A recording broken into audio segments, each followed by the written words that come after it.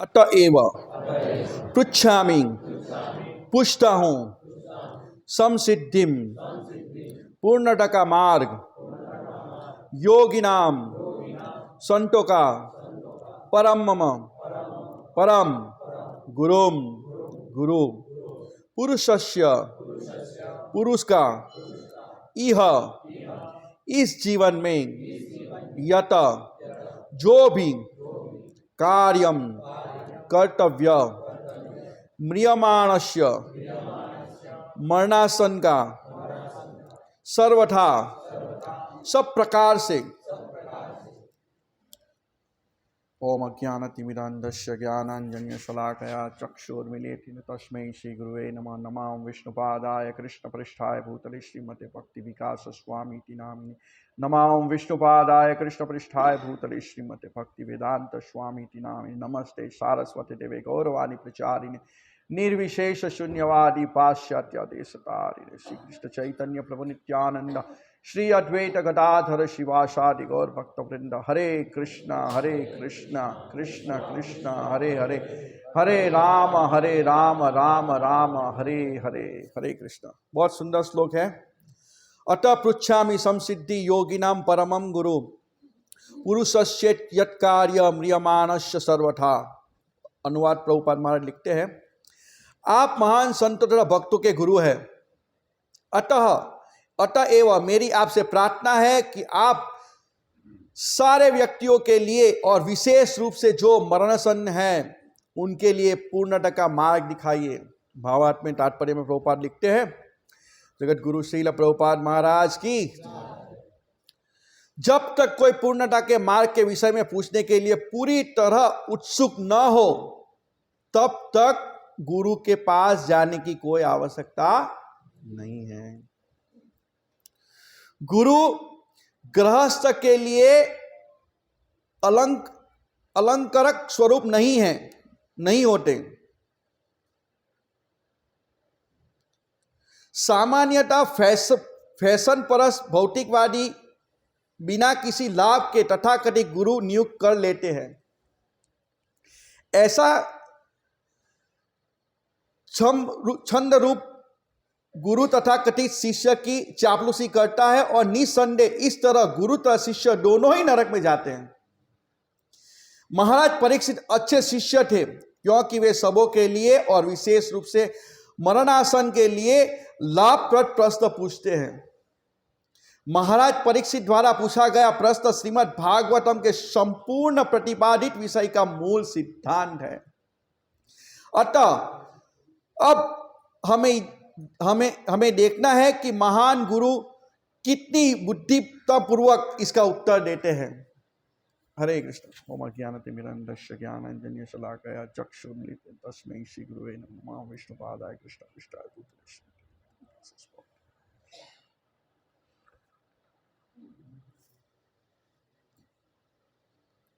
हरे कृष्ण। तो बहुत सुंदर प्रश्न है। भागवतम की शुरुआत हो रही है अभी। ये श्रीमद् भागवतम प्रथम स्कंद का अंतिम अध्याय है। सुखदेव गोस्वामी का प्रागट्य होना।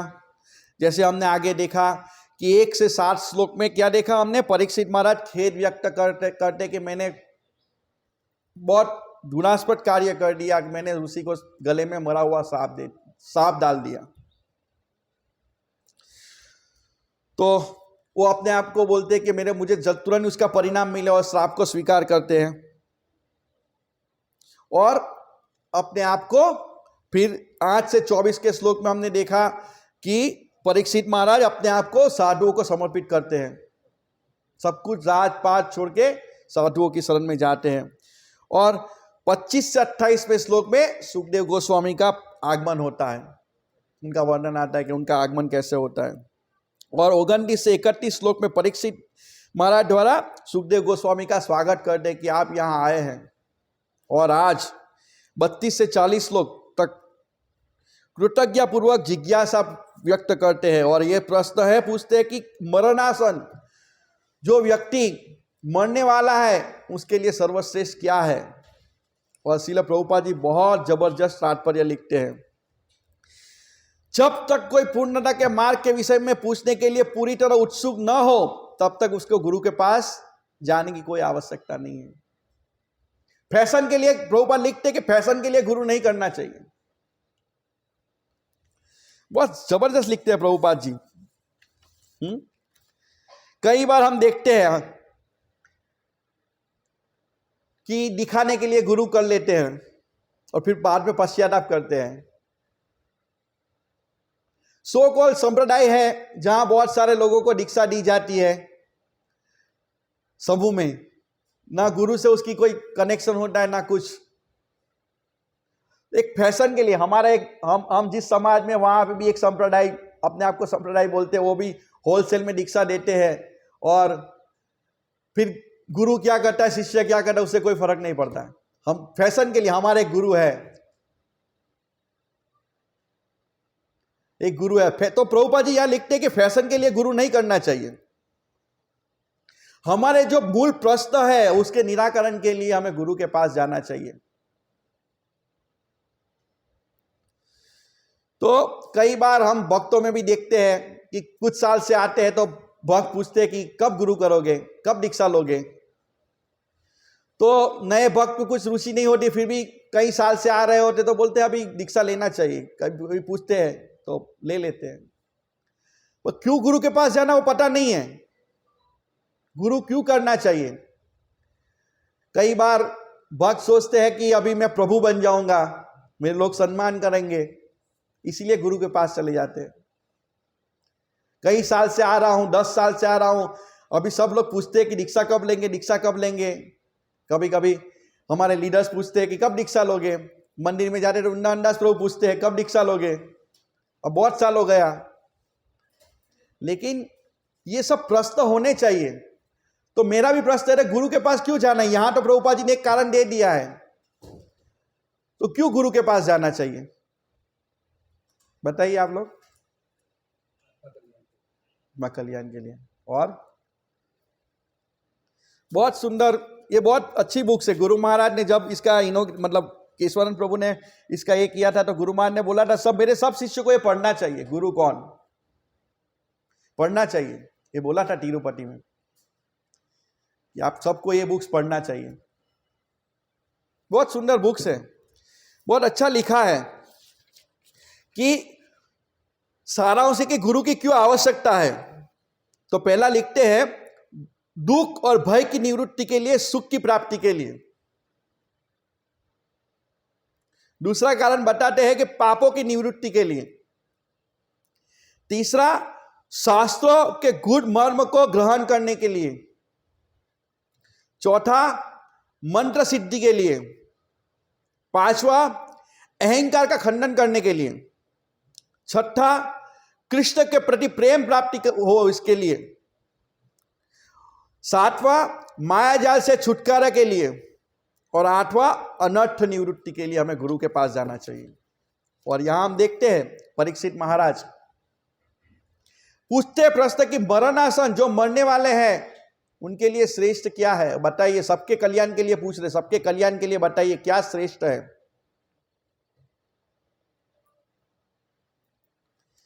तो हमें खाली दिखाने के लिए गुरु नहीं करना चाहिए।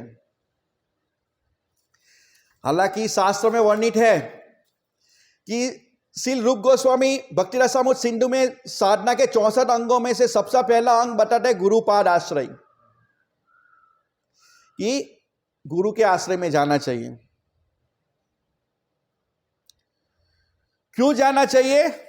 तो भगवान भगवत गीता में भगवान कहते हैं, श्री कृष्ण कहते हैं सभी जीवों के आत्मा स्वरूप में अनुष्ठानिक पूजा, ब्रह्म दीक्षा, तपश्चर्या अथवा आत्मसंतुष्ट के द्वारा इतना संतुष्ट नहीं होता हूं जितना मनुष्य अपने गुरु के प्रति श्रद्धापूर्वक सेवा के द्वारा मैं संतुष्ट होता हूं। तो गुरु के पास जाके तद विधि प्रणिपातेन परिप्रस्थेन सेवया उपदेक्षन्दिते ज्ञानम ज्ञानिन तत्वदर्शिनम। तो हमें गुरु के पास अहंकारवश नहीं जाना चाहिए, सेवा करने के भाव से जाना चाहिए। तद विधि प्रणिपातेन, उनकी सेवा करके उन्हें परिपात, उनको प्रणाम करना चाहिए और नम्रता से हमें प्रश्न पूछने चाहिए। हम चैतन्य चरितामृत में देखते हैं रूप गोस्वामी सनातन गोस्वामी जाते चैतन्य महाप्रभु के पास और दांत पे टिनका रख के पूछते कि आमी के, लोग तो कहते कि आप बहुत बुद्धिशाली हो, क्योंकि वो नवाब के प्रधान थे दोनों, और पूछते कि मैं कौन हूं, मुझे पता नहीं, लोग कहते मैं बुद्धिशाली हूं, लेकिन आमी क्या, मैं मुझे नहीं पता मैं कौन हूं, मैं क्यों दुख भोग रहा हूं। ऐसे प्रश्न पूछने चाहिए हमें। ऐसे फैशन के लिए हमें गुरु के पास नहीं जाना चाहिए। बहुत सुंदर रीत से समझाया गया है। गुरु के पास जाके प्रश्न पूछने चाहिए। दुख और भय की निवृत्ति के लिए जाना चाहिए। पहला था दुख और भय की निवृत्ति लिए, तो गुरु महाराज हमें भय सागर से और जन्म मृत्यु से मुक्ति लाते हैं। हम रोज गाते हैं ना, संसार दावा नललीडा लोक प्राणाय कारुण्य गाना गाना। दुख और भय की मुक्ति, हम सब दुखी है क्योंकि हम अपने आप को शरीर मानते हैं। ये जो शरीर की पैदाश है उसको हम अपना मानते हैं। शरीर के जो संबंधी है, ये भूमि को हम पूज्य मानते हैं, तो गुरु इसको काटता है। इसीलिए जब दुख और भय की निवृत्ति के पास हमें गुरु के पास जाना चाहिए। दूसरा है पाप की निवृत्ति के लिए। हमारे अनर्थ पाप के कारण हम भक्ति में हमारी श्रद्धा दृढ़ नहीं होती है। जब तक हमारे पाप रहते हैं तो हमारी भक्ति दृढ़ नहीं होती है। इसीलिए पाप का जब नाश होगा तो ही हम भक्ति में प्रगति कर पाएंगे, हमारे अनर्थ दूर होंगे। हमें शास्त्रों में विश्वास नहीं होगा जब तक हमारे शरीर में हमारे जो पाप के कर्म के कारण हमें श्रद्धा नहीं होगी शास्त्रों में। इसीलिए भगवान भगवत गीता में कहते हैं सर्वधर्मान परित्यज्य माम एकम शरणम व्रज अहम त्वं पापे मोक्षयसि मा शुचि। सब कुछ छोड़ के मेरी शरण में आ जाओ, मैं तुम्हें सारे पापों से मुक्त करता हूं। और गुरु क्या करता है? दीक्षा के समय हमारे कर्म ले लेते हैं, इसलिए हम भक्ति में दृढ़ हो। दीक्षा के समय हमारा जो पाप कर्म है तो हो गुरु स्वीकार करते, स्वेच्छा से स्वीकार कर लेते हैं। और हमारा नया जन्म होता है। दीक्षा के समय हमारा वास्तविक जन्म होता है। इसीलिए जो हम जो हैप्पी बर्थडे मनाते हैं वो हमारा वास्तविक जन्म नहीं होता, हमारा अज्ञान में जन्म है। जब हम दीक्षा लेते हैं तो हमारा दूसरा जन्म शुरू होता है। एक बार गुरु महाराज सूरत में थे, जब उनका ऑपरेशन हुआ था तो मैं और दामोदर प्रिया माता जी गए थे महाराज से मिलने की, उनके दिन जन्मदिन था। तो मैंने गुरु महाराज को बताया, महाराज आज दामोदर प्रिया माता जी का जन्मदिन है। बोले वास्तविक जन्मदिन कब है? तुरंत गुरु महाराज ने काटा कि वास्तविक जन्मदिन कौन सा है। सही है। तो हम पाप से निवृत्ति, तो गुरु हमारे पाप को ग्रहण करते हैं। इसीलिए जो दीक्षा लेते हैं उनको बहुत सावधान रहना चाहिए। स्वच्छ स्वरूप महाराज लिखते हैं कि जो गुरु की जो शारीरिक तकलीफ होती है उसके कई कारण हैं। एक कारण तो यह है कि गुरु शिष्य को सिखाता है कि ये शरीर में आसक्त मत हो, इसीलिए वो ऐसी परिस्थिति में प्रचार करते हैं। हम देखते हैं कि जब गुरु महाराज को कोई तकलीफ होती है तो वास्तव में वो तकलीफ हमारे कारण है। हम जो नियमों का भंग करते हैं तो गुरु महाराज दुखी होते हैं। गुरु महाराज को शारीरिक तकलीफ होती है ना, वो हमारे कर्मों के कारण होती है। और दूसरा कारण बताते हैं सत्स्वरूप महाराज कि जब शिष्य दीक्षा लेता है तो शिष्य के कर्म गुरु के ऊपर लाते हैं और गुरु स्वेच्छा से शिष्यों के कर्म को स्वीकारते हैं। इसीलिए जो उनके जो बाह्य शारीरिक अवस्था है वो उनके कारण है, शिष्य के कारण है। जो हम नियम भंग करते हैं तो गुरु महाराज को लगता है पाप। इसलिए जिन्होंने दीक्षा लिया है उनको बहुत गंभीरता से 4 नियमों का पालन करना चाहिए, नहीं तो हमारे जो पाप कर्म है वो गुरु को लगते हैं। और जो दुख होता है गुरु को हमारे कारण होता है, क्योंकि गुरु का जवाबदारी है कि उनको भगवत धाम ले जाए। इसीलिए गुरु स्ट्रांगली प्रचार करता है, शिष्य की आसक्ति को काटता है। इसीलिए हम देखते हैं ना कि कितने सन्यासी महाराज है जो ऐसी अवस्था में प्रचार करते हैं, वो बताते हैं कि ये शरीर में आसक्त मत हो। जैसे इज होलीनेस राधा गोविंद महाराज बोल नहीं सकते, फिर भी कितना प्रचार करते हैं। जय पटाका स्वामी महाराज, गुरु महाराज, मुझे अभी तक याद है जब गुरु महाराज का ऑपरेशन हुआ था, डॉक्टर ने उनको बोला कि आप बैठ नहीं सकते, और महाराज ने दूसरे दिन हॉस्पिटल से आके दूसरे दिन मंदिर में लेक्चर दिया। महाराज को उठा के हम लोग लेके आए थे, मतलब शहर पे, और महाराज ने इतना जबरदस्त लेक्चर दिया कि कथा मत सुनो। तो गुरु काटते हैं, तो जो हमारी वजह से गुरु कोई तकलीफ नहीं होनी चाहिए, ये शिष्य का कर्तव्य है। ये देखना शिक्षा गुरु का कार्य है कि वो सभी को परखे। इसीलिए कभी कभी शिक्षा गुरु दीक्षा लेने के लिए मना कर देते कि अभी आप परिपक्व नहीं है, तो नाराज हो जाते हैं कि मुझे मना कर दिया, मैं इतने साल से आ रहा हूं, मैं इतने साल से भक्ति कर रहा हूं, मुझे दीक्षा के लिए मना कर दिया, मैंने ये सेवा किया, मैंने ये सेवा किया।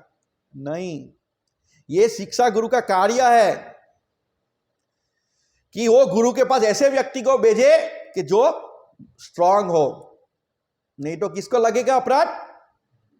गुरु महाराज को, क्योंकि गुरु महाराज शिक्षा गुरु के द्वारा जानते कि ये कौन है, सबको नहीं पहचानते। इसीलिए शिक्षा गुरु लेके जाते हैं कि ये इतने साल से माला कर रहा है, इनको आप दीक्षा दीजिए, तो गुरु महाराज देते हैं। तो शिक्षा गुरु का जवाबदारी है कि कोई ऐसे तैसे व्यक्ति दीक्षा नहीं ले ले। और कभी कभी हम देखते हैं कि किसी को 5 साल 7 साल होते हैं और दीक्षा लेने के लिए आते, मना कर देते, बोले मना कर दिया मुझे, लेकिन आपकी योग्यता नहीं थी। ब्रह्मांड भ्रमिते कोनो भाग्यवान जीव, गुरु कृष्ण प्रसाद पाए भक्ति लता बीज। गुरु और कृष्ण की कृपा होती है तब भक्ति का बीज मिलता है। ऐसा नहीं है कि किसी के लेटर से दीक्षा मिल जाती है। हमने देखा है सूरत मंदिर में, यज्ञ पे बैठ गए थे और दीक्षा में नाम नहीं मिला, क्योंकि योग्यता नहीं थी, किसी ने रोका नहीं था। हालांकि बोलते कि इन्होंने मेरी दीक्षा रोक दी, लेकिन वास्तव में गुरु भगवान की इच्छा से रुक जाती है। इसीलिए कि कोई भक्त को लेटर नहीं मिलता तो वो नाखुश हो जाते हैं कि मुझे लेटर नहीं मिला, मैं इतने साल से मंदिर में सेवा कर रहा हूं, प्रभु जी ये करते हैं, प्रभु जी वो करते हैं, और मुझे दीक्षा के लिए रोक दिया, अब मैं मंदिर नहीं आऊंगा, मैं कोई सेवा नहीं करूंगा। नहीं, हमारी योग्यता नहीं थी। ब्रह्मांड भ्रमिते कोनो भाग्यवान जीव, गुरु कृष्ण प्रसाद पाए भक्ति लेता बीज। तो हमें समझना चाहिए, जप सभी कर सकते हैं, जप करने के लिए कोई नियम नहीं है, जप सभी कोई कर सकते हैं। चैतन्य महाप्रभु ने कह दिया कि इसमें कोई आवश्यकता नहीं है देश काल पात्र की, लेकिन कृष्ण को शरणागत होने के लिए गुरु की आवश्यकता है। कृष्ण को शरणागत होने के लिए हमें गुरु की आवश्यकता है।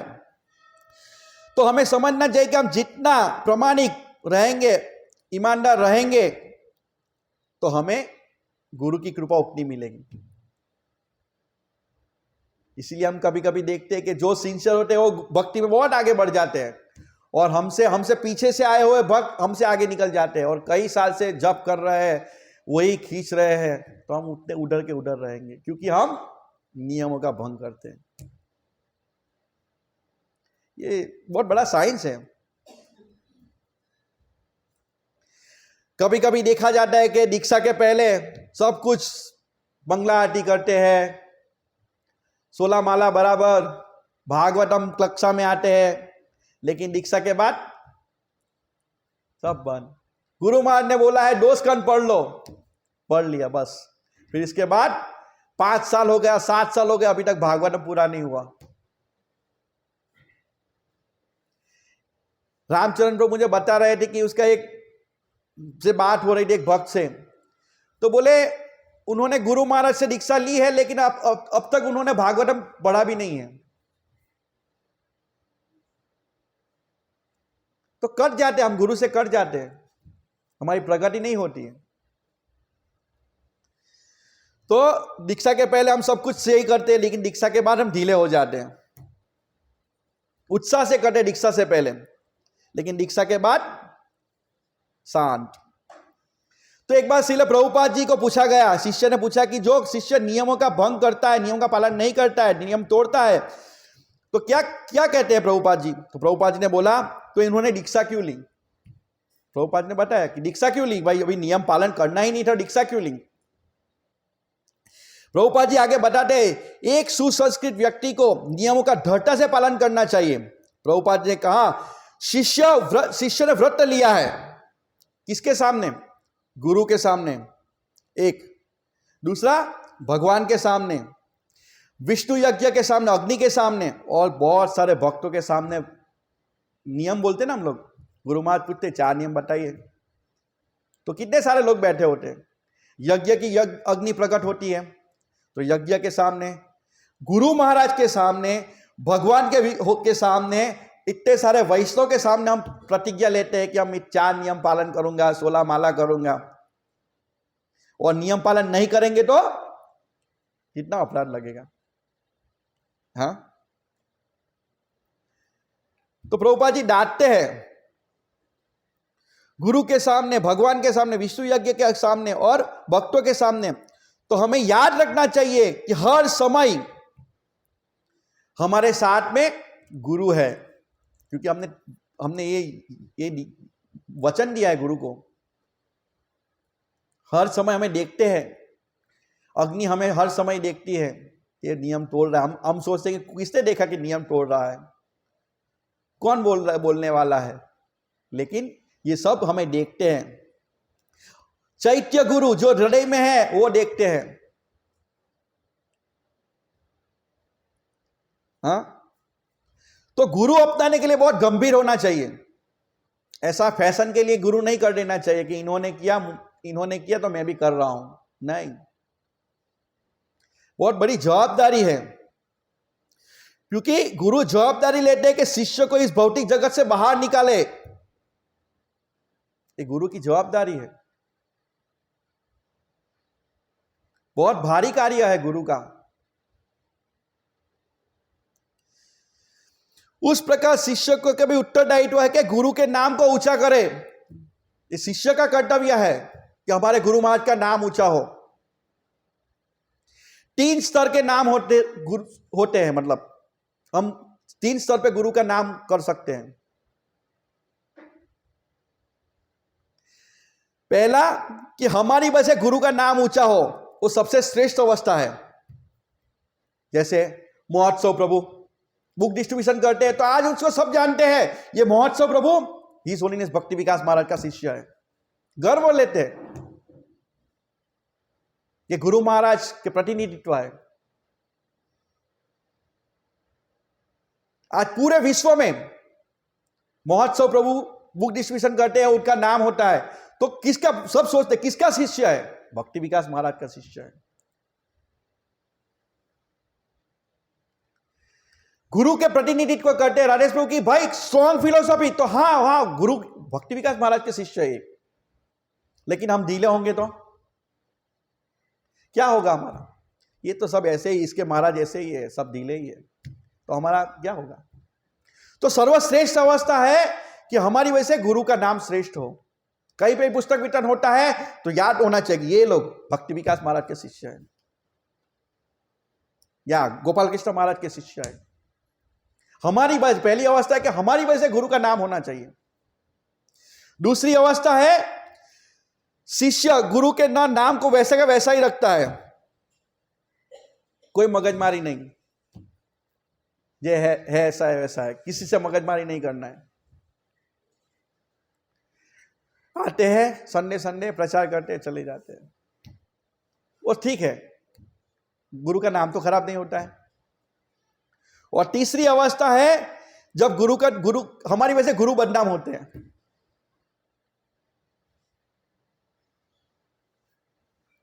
जब हम नियम तोड़ते हैं तो लोग सोचते हैं या कहीं हम छोटी छोटी बातों में झगड़ा कर देते हैं, ये सब ये ऐसे ही महाराज के शिष्य ऐसे ही, ये सब कोई नियम पालन करते नहीं है, तो हमारी वजह से हमारे गुरु का नाम नीचा होता है।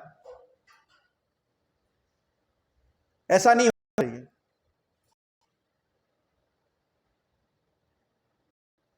हमारी वजह से गुरु का नाम ऊपर होना चाहिए। यदि हम नियम तोड़ते हैं तो लोग सोचेंगे ये महाराज का शिष्य ऐसा ही है, सब इनके महाराज सब ऐसे ही है।